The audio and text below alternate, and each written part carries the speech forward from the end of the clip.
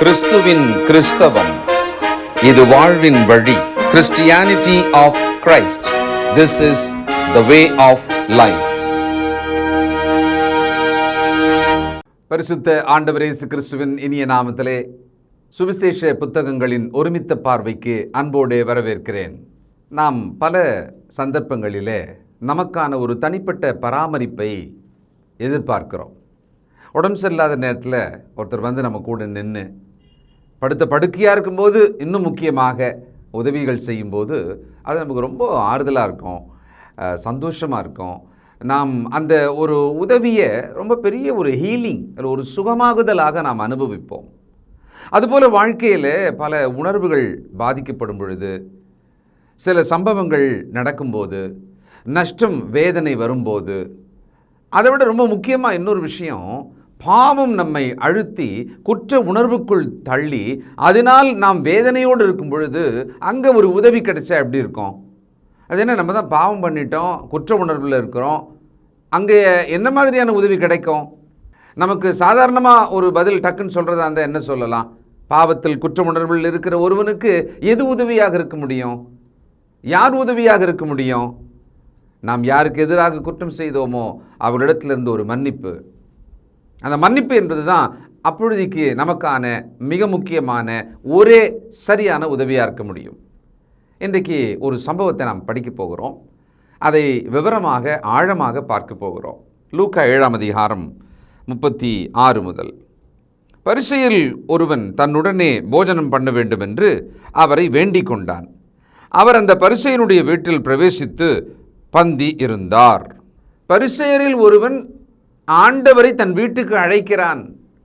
இதில் நாம் இதுவரைக்கும் பார்த்ததின்படி பரிசேயரை பற்றி நாம் தெரிந்து வைத்திருக்கிற ஒரு குறிப்பை வச்சு பார்க்குறதா இருந்தால், ஏதாவது சிக்க வைப்பானோ, வீட்டுக்கு கூட்டுன்னு போயிட்டு அப்படியே பிடிச்சி கொலை செய்வதற்கு ஒப்பு கொடுத்து விடுவானோ, அல்லது பரிசேயர்கள் அநேகரை வரவழைத்து ஆண்டவரை அவமானப்படுத்தி விடுவானோ, அல்லது இந்த பரிசேயன் ஏதாகலும் ஒரு தந்திரமான இப்படி ஒரு சதி திட்டம் வைத்திருக்கிறானா? எதுவுமே இல்லாமல் இந்த பரிசேயன் ஒரு விஷயத்தை கொஞ்சம் முன்னால் காதில் கேட்டிருப்பான். ஜனங்கள்லாம் என்ன சொன்னாங்க? மகா பெரிய தீர்க்கதரிசி வந்திருக்கிறார், அவர் நம் நடுவில் இருக்கிறார். பாருங்க, 7ஆம் அதிகாரம் 16வது வசனம். எல்லாரும் பயமடைந்து மகா தீர்க்கதரிசியானவர் நமக்குள்ளே தோன்றியிருக்கிறார் என்றும் தேவன் தமது ஜனங்களை சந்தித்தார் என்றும் சொல்லி தேவனை மகிமைப்படுத்தினார்கள். அந்த வாலிபனை பாடையிலிருந்து உயிரோடு எழ செய்து தாயினிடம் ஒப்படைத்து அந்த சம்பவம் முடிஞ்சப்போ நம்ம பட்சம் இல்லையா? அப்போது இந்த பரிசேயன் இதெல்லாம் ஒருவேளை விட்னஸ் பண்ணியிருப்பார், அந்த கூட்டத்தில் கண்டிப்பாக இருந்திருக்கணும். அப்படியே அவர் மனசுக்குள்ள ஒரு உற்சாகம் வந்துடுச்சு. அவர் என்ன பண்ணுறாரு? தன்னுடைய ஒரு சூழ்நிலை, தன்னோடு இருக்கும் பரிசேயர்கள், அவர்களோட மனப்போக்கு, ஆண்டவரை பற்றிய ஒரு எதிர்ப்புணர்வு, அவரை பற்றி பலவிதமான புதிர் போன்ற கேள்விகள், இது எல்லாத்தையும் தாண்டி அவர் வீட்டுக்கு விருந்துக்காக ஆண்டவரை அழைத்தார். வேண்டிக் கொண்டார் அப்படின்னு பொழுது ரொம்ப கெஞ்சி கேட்டிருக்கார், அப்படி தான் நான் புரிஞ்சுக்கிறேன். ரொம்ப ரெக்வஸ்ட் பண்ணி கேட்டிருக்கார், அல்லது பலமுறை கேட்டிருக்கணும். அவர் தவிர்க்கவே கூடாது, கண்டிப்பாக நம்ம வீட்டுக்கு வரணும் அப்படின்ற அளவுக்கு அந்த மனிதன் கேட்டதாகத்தான் அந்த வார்த்தையிலிருந்து நாம் புரிஞ்சிக்கலாம். இதில் இன்னொன்று நம்ம தெரிஞ்சுக்கணும், பரிசேயர் அப்படின்னா ஒரு 100 பேர் அந்த ஊரில் இருந்தாங்கன்னா எல்லாரும் ஆண்டவரை எதிர்த்தவர்கள் தானா அப்படின்னா வாய்ப்பில்லை. பரிசேயர்கள் நல்ல மனதோடு ஆண்டவரை பற்றி அறிந்து கொள்ளவும் அவர் வார்த்தையை கேட்கவும் அணுகினவர்கள் உண்டு. யோவான் 7ஆம் அதிகாரம் 45 முதல். பின்பு அந்த சேவகர் பிரதான ஆசாரியரிடத்துக்கும் பரிசேயரிடத்துக்கும் திரும்பி வந்தார்கள். இவர்கள் அவர்களை நோக்கி, நீங்கள் அவனை ஏன் கொண்டு வரவில்லை என்று கேட்டார்கள். இப்போது பரிசேயர் ஆசாரியர்கள்லாம் சேர்ந்து அனுப்புகிறாங்க, போய் ஆண்டவர் புடிச்சுன்னு வாங்கன்ற மாதிரி. அவங்க போனாங்க, பார்த்தாங்க, திரும்பி ஒரு ரிப்போர்ட் கொடுக்குறாங்க. அந்த ரிப்போர்ட்டில் என்ன சொல்கிறாங்க? சேவகர் பிரதியுத்தரமாக, அந்த மனுஷன் பேசுகிறது போல ஒருவனும் ஒரு காலம் பேசினதில்லை என்றார்கள். அப்பொழுது பரிசேயர், நீங்களும் வஞ்சிக்கப்பட்டீர்களா? அதிகாரிகளிலாவது பரிசேயரிலாவது யாதோமொருவர் அவனை விசுவாசித்ததுண்டா? வேதத்தை அறியாதவர்களாகிய இந்த ஜனங்கள் சபிக்கப்பட்டவர்கள் என்றார்கள். அங்க கூடியிருந்த பரிசேயர்களுக்கு ரொம்ப பெரிய கோபம் வந்துச்சு. அங்க ஒரு பரிசேயன் இருந்தார், ஏற்கனவே ஆண்டவரை ரகசியமாக இரவிலே சந்தித்து போனவர், நிக்கோதேமு. அவர் என்ன சொல்றாரு?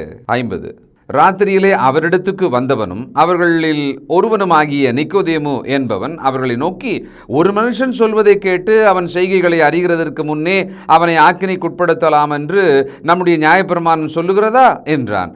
அதற்கு அவர்கள், நீரும் கலிலேயனோ? கலிலேயாவிலிருந்து ஒரு தீர்க்கதரிசியும் எழும்புகிறதில்லை என்பதை ஆராய்ந்து பாரும் என்றார்கள். பின்பு அவரவர் தங்கள் தங்கள் வீட்டுக்கு போனார்கள். அப்போ பரிசேயரிலே ஆண்டவர் மீது அபிமானம் கொண்டவர்களாக, அவரை அறிந்து கொள்ள, அவர் வார்த்தையை கேட்க ரொம்ப ரொம்ப பிளெயினா ஓப்பனா மனதார அங்கே நேசித்த அல்லது பின்பற்றினவர்கள் உண்டுதான், நிக்கோதேமு மாதிரி. லூக்கா 13:31. அந்த நாளிலே சில பரிசேயர் அவரிடத்தில் வந்து, நீர் இவ்விடத்தை விட்டு போய்விடும், ஏரோது உம்மை கொலை செய்ய மனதாயிருக்கிறான் என்றார்கள். சில பரிசேயர்கள் ஆண்டவர் கொல்லப்படுவதை, சதியை அவர்கள் அறிந்து கொண்டு வந்து சொல்கிறாங்க, நீங்கள் இங்கேருந்து போயிடுங்க, ஏரோது உம்மை கொல்ல பார்க்கிறான். பார்த்தீங்களா? அப்போ பரிசேயர் எல்லாருமே கெட்டவர்கள், மொத்தமாக ஆண்டவரை எதிர்த்தவர்கள் என்று இல்லை. பரிசேயரில் சிலர் ஆண்டவர் மீது நல்ல அபிமானிகளாக தான் இருந்திருக்காங்க. இப்போ இந்த பரிசேயன் வீட்டுக்கு அழைச்சார் பார்த்தீங்களா? ஒருவேளை இவருக்கு வேற சதி நோக்கம் இருக்குமானால் அதான் ஆண்டவருக்கு தெரியுமே. இருதயங்களை ஆராய்ந்து அவர்கள் என்ன சிந்திக்கிறார்கள் என்பதை ஆண்டவர் அறிந்து கொள்வார் இல்லையா? அவர் போயிட்டார், போகிறாரு, அவங்க வீட்டுக்குள்ளும் போயிட்டார், பந்தி அமர்ந்து விட்டார். சில நேரம் நம்முடைய வாழ்க்கையில் இவர்களெல்லாம் நம்மளை நல்லவங்களாகவே நினைக்கல, நம்மளை பற்றி அவங்க ரொம்ப தப்பாக தான் நினச்சிட்டு இருக்காங்க, அவங்க நம்மளை வரவேற்கவே மாட்டாங்க, அப்படிலாம் கூட நம்ம ஒரு சிலரை கவனிப்போம், அவர்களோடு தூரமாகவே இருப்போம். ஆனால் திடீரென்று அவர்கள் நம்மை சந்தித்து நம்மோடு நன்றாக பேசி ஒரு விருந்து நமக்கு கொடுத்து நம்மை அவர்கள் எவ்வளவாக மதிக்கிறார்கள் என்று நம்ம பார்த்துட்டோன்னு வச்சுக்கோங்களேன், நமக்கு ரொம்ப அதிர்ச்சியாக இருக்கும், ஆச்சரியமாக இருக்கும். இது நடக்காதது ஒன்றமல்ல, நிச்சயமாக நடக்கும். அவங்க வீட்டில் ஏதோ விசேஷம் நம்ம போயிட்டோன்னு வச்சுக்கோங்களேன், அப்போ அவங்க நம்மளை ரொம்ப வரவேற்பாங்க, எல்லாருக்கும் முன்னால் ரொம்ப அழகாக கவனிப்பாங்க. அவங்க ஒருவேளை இவ்வளவு நாள் விட்டதை செய்யணுன்ற மாதிரி கூட செய்யலாம். இங்கே பரிசேயன், அதாவது எதிரியின் பக்கத்திலிருந்து ஒருவன் நேசிப்பவனாக, நண்பனாக இங்கே ஆண்டவரை அழைச்ச மாதிரி நமக்கு தெரியுது. இந்த மாதிரி ஒரு யூதர்கள் நடுவிலே பரிசேயர்னா நியாயப்பிரமாணத்தை கரைச்சி குடிச்சு அதை ரொம்ப துல்லியமாக செய்கிறவங்க, விருந்துக்கு ஒருவரை அழைக்க, ஒரு ரபி போதகர் தானே, அவர் அழைக்கிறாங்க, பல பேர் அங்கே வந்திருப்பாங்க கண்டிப்பாக. அப்போ அப்படி அழைக்கும் போது அவங்க வீட்டுக்குள்ளே வரும்பொழுது சில விஷயங்கள்லாம் அடிப்படையாக செய்வாங்க. அங்கே என்ன நடந்தது? பொதுவாக எப்படி வரவேற்பாங்க தெரியுமா? அவர்கள் உள்ளே வரும்போது அவர்களை முத்தமிட்டு, பரிசுத்த முத்தத்தோடு வாழ்த்துங்கள்னு வசனம் இருக்கா இல்லையா, அந்த மாதிரி முத்தமிட்டு வரவேற்பார்களாம்.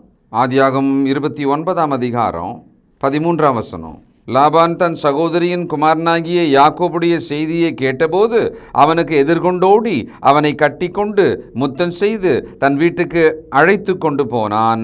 அவன் தன் காரியங்களை எல்லாம் விவரமாய் லாபானுக்கு சொன்னான். வீட்டுக்குள்ளே வரும்பொழுது முத்தமிட்டு அழைப்பது, அது எபிரேயரோட யூதரோட வழக்கம். இங்கே நடந்த மாதிரி தெரியல. அடுத்து என்ன பண்ணுவாங்க? பாதங்களை கழுவுதல் அப்படின்ற ஒரு விஷயத்தை செய்வாங்க, ஒரு சடங்கு மாதிரி அவங்க செய்வாங்க.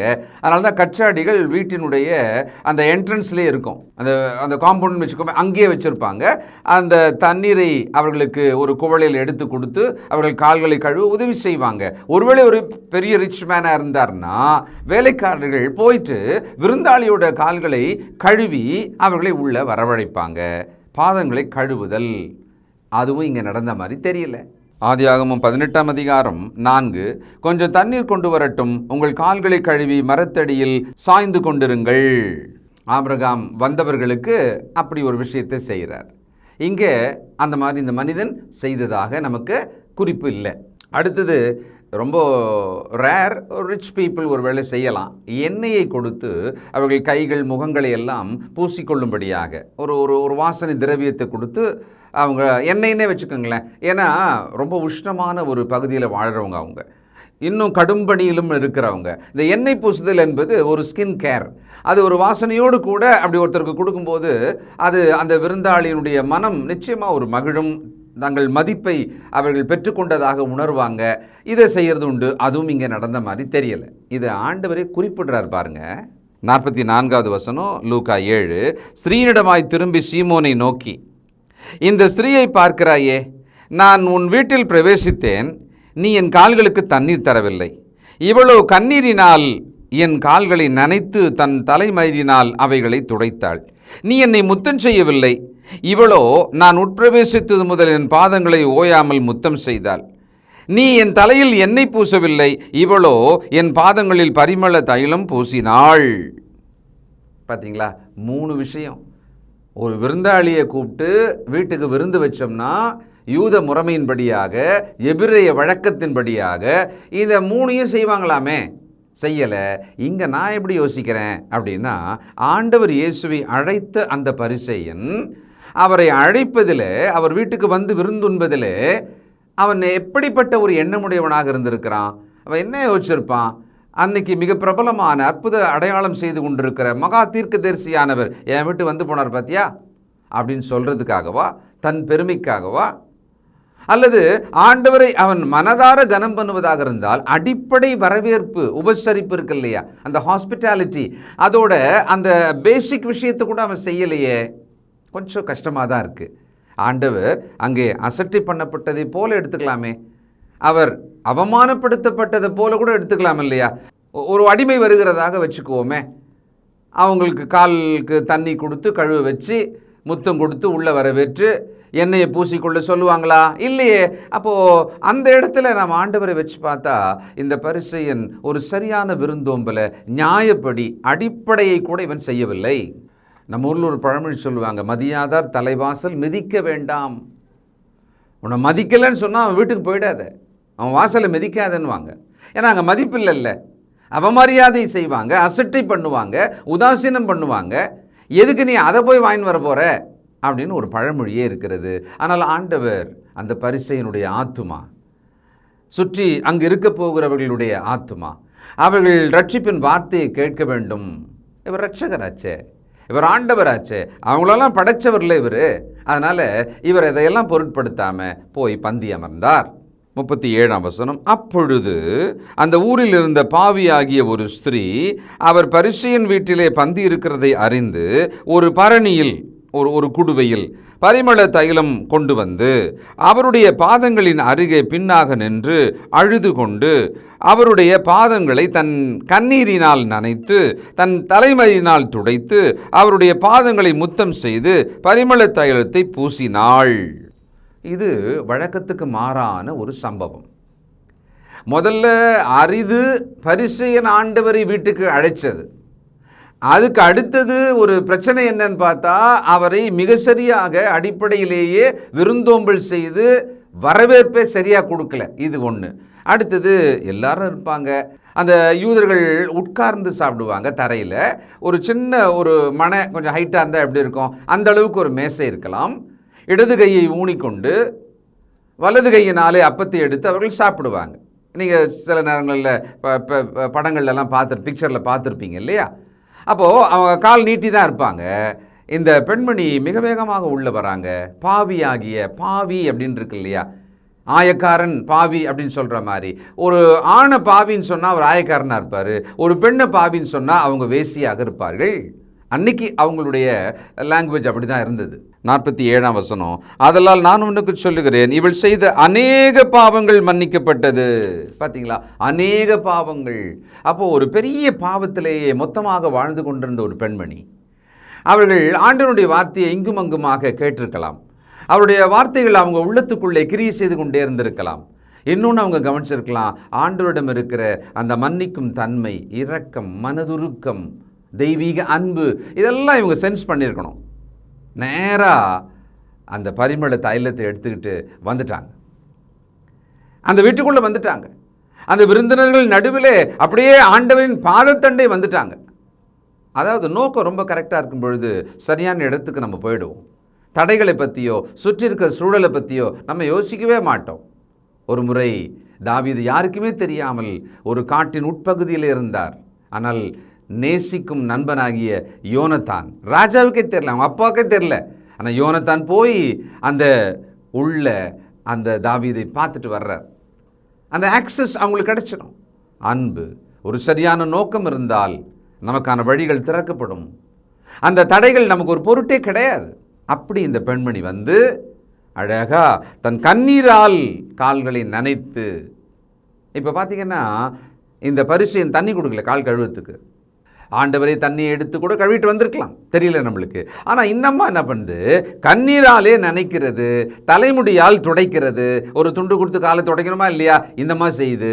அடுத்தது தைலம் இல்லையா, அந்த தைலத்தை எடுத்து இந்த அம்மா ஊற்றி பூசுகிறது.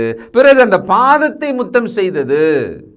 எல்லாம் பார்த்துக்கிட்டே இருக்கிறவங்களுக்கெல்லாம் அதிர்ச்சி, ஆச்சரியம், ஒரு பெரிய ஒரு மனசுக்குள்ள என்னென்னமோ எண்ணங்கள் அவங்களுக்குள்ள ஓடி இருக்கலாம். திடீர்னு என்ன இப்படி ஒரு விஷயம் நடக்குது, இது ஒரு அசௌகரியமாக அவங்க ஒரு அன்யூஷுவலாக பார்த்துருக்கலாம், அதை வந்து ஒரு அசௌகரியமாக கூட பார்த்துருக்கலாம்.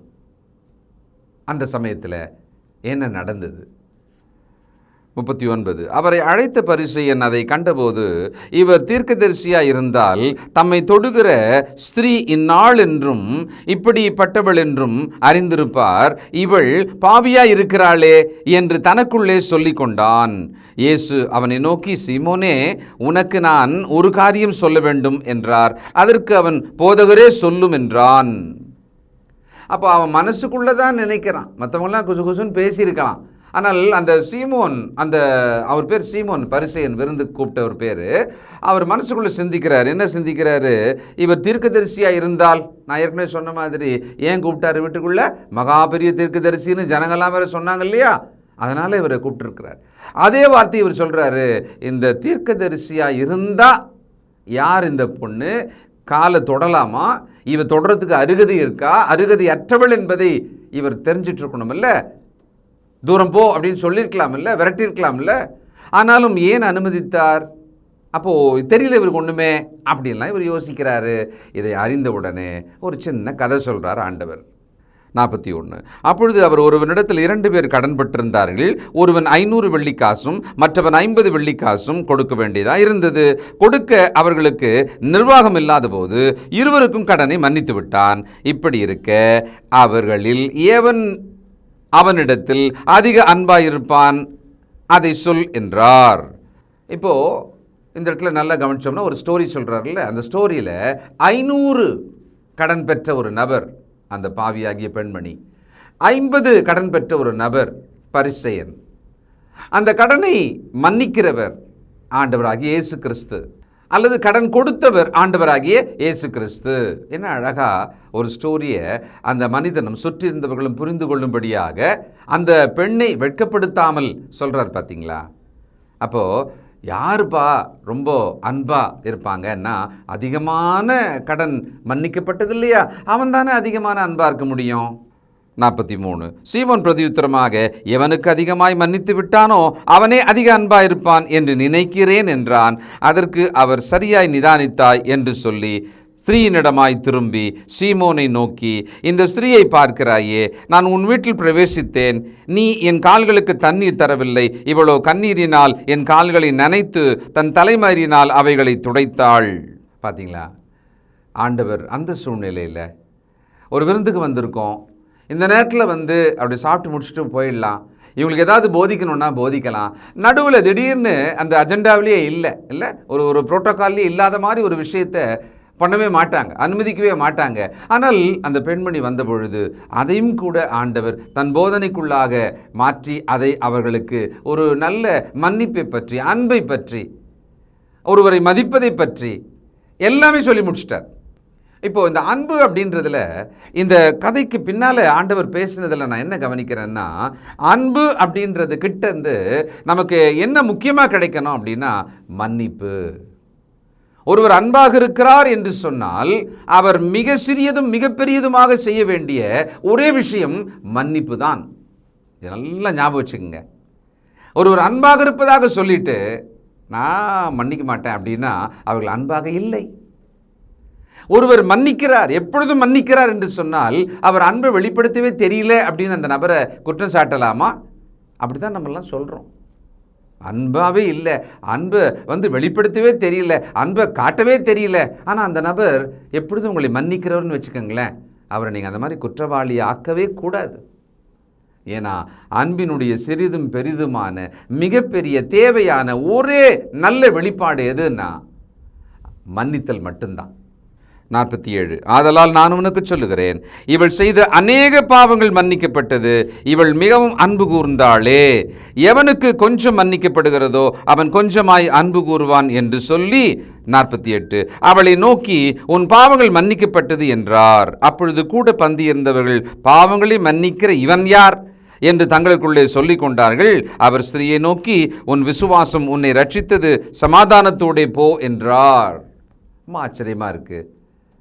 ஒரு அநேக பாவம் செய்த, அங்கே வேசித்தனத்தை குறிக்கும் ஒரு மூல மொழியின் அர்த்தம் தான் அந்த இடத்துல அந்த பெண்மணியை பற்றி இருக்கிறது.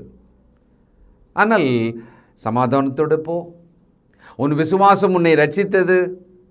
அந்த இடத்துல ஒரு கம்ஃபர்ட் கொடுக்குறாரு, ஒரு ஃபர்கிவ்னஸ் கொடுக்குறாரு. இல்லை, இன்றைக்கு உறவுகளுக்கு நடுவில் நாம் நேசிப்பவர்கள், நம்மை அவர்கள் நேசித்தாதான் ஆக வேண்டும் என்று இருப்பவர்கள், இந்த மன்னிப்பு கொடுக்குற விஷயத்தில், மன்னிக்கிற விஷயத்தில் அவங்க தவறு செய்தாங்கன்னு வச்சுக்கோங்களேன், அந்த உறவு பிரயோஜனமற்றதாகிவிடும். இந்த உப்பு சாரம் இல்லாமல் போனால், அன்பு மன்னிப்பை இழக்கும் தன்மையை இழந்து விட்டால், அன்பு அப்படின்ற உப்புல அந்த சாரம் தான் முக்கியம். அது என்னென்ன மன்னிப்பு. அப்போ ஒரு உறவு அன்பாக இருக்கிறது, அதை கிஃப்ட் வாங்கி கொடுக்கறது, இதை பண்ணுறது அதை பண்ணுறது, தேனொழுக பேசுறது. ஆனால் தவறு செய்தால் மன்னிக்க மட்டும் மாட்டேன் அப்படின்னா அது என்ன மாதிரி அன்பு? அது பிரயோஜனமே சாரமில்லாத உப்பு அது. இப்போ நாம் என்ன பாடம் கற்றுக்கலாம்? ஒருவரை விருந்துக்கு அழைக்கும்போது உரிய மரியாதையை அவர்களுக்கு செலுத்தணும். இரண்டாவது, பாவத்தில் இருக்கிற ஒருவருக்கு நாம் உடனடியான மன்னிப்பை கொடுத்து அவர்களுக்கு சமாதானத்தை கொடுக்கணும். நாமோ அதை பெறுவதற்கு ரொம்ப ஆவலாக இருக்கோம் மற்றவங்கிட்டேருந்து, ஆனால் கொடுப்பதற்கு நாம் ஆயத்தமாக இல்லையே. சிந்திப்போம், ஜெபம் பண்ணுவோம். பரிசுத்த பிதாவே, நன்றியோடு துதிக்கிறோம் அப்பா. நாங்கள் கேட்ட அற்புதமான இந்த வார்த்தைகளுக்காக நன்றி.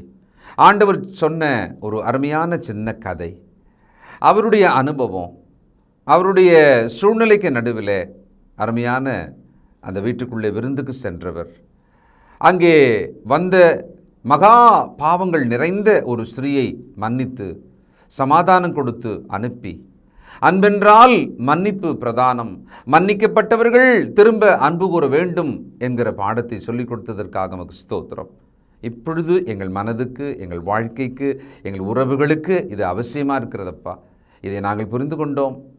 நாங்கள் மன்னிக்கிறவர்களாக இருக்க, அன்பென்றால் மன்னிப்பு தான் மிக முக்கியமானது என்பதை புரிந்து கொண்டு நடக்க எங்களை ஒப்புக் கொடுக்கிறோம். எங்கள் வீட்டுக்குள்ளே இதை நாங்கள் முதலாவது எங்கள் உறவுக்குள்ளே அனுபவிக்க எங்களை விடுதலையாக்கும். ஆசீர்வதியும். இயேசு கிறிஸ்துவின் பரிசுத்த நாமத்தில் நன்றியோடு ஜெபிக்கிறோம் பிதாவே, ஆமென்.